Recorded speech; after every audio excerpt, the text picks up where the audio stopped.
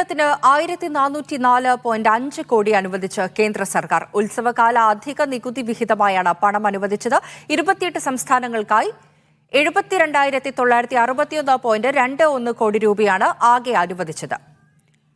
ഡൽഹിയിൽ നിന്ന് PR അരവിന്ദ് ചേരുന്നുണ്ട്. അരവിന്ദ്, വിവരങ്ങളെ എങ്ങനെയൊക്കെയാണ്?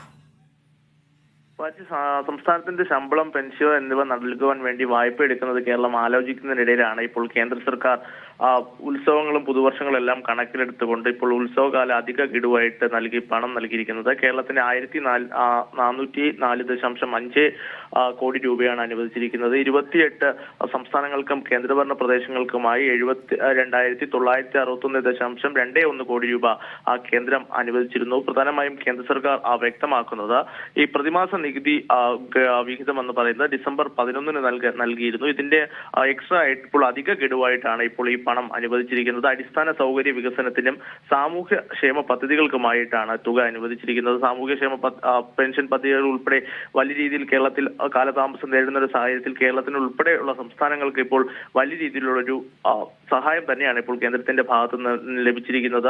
കേരളത്തിന് 1404.5 കോടി രൂപയാണ് കേന്ദ്രം അനുവദിച്ചിരിക്കുന്നത്. ഫാരിഷ. യെസ്, ഉത്സവകാല അധിക നികുതി വിഹിതമായിട്ടാണ് കേന്ദ്രം ഈ പണം അനുവദിച്ചിരിക്കുന്നത്. വിവരങ്ങൾ നൽകുകയായിരുന്നു ഡൽഹിയിൽ നിന്ന് PR അരവിന്ദ്.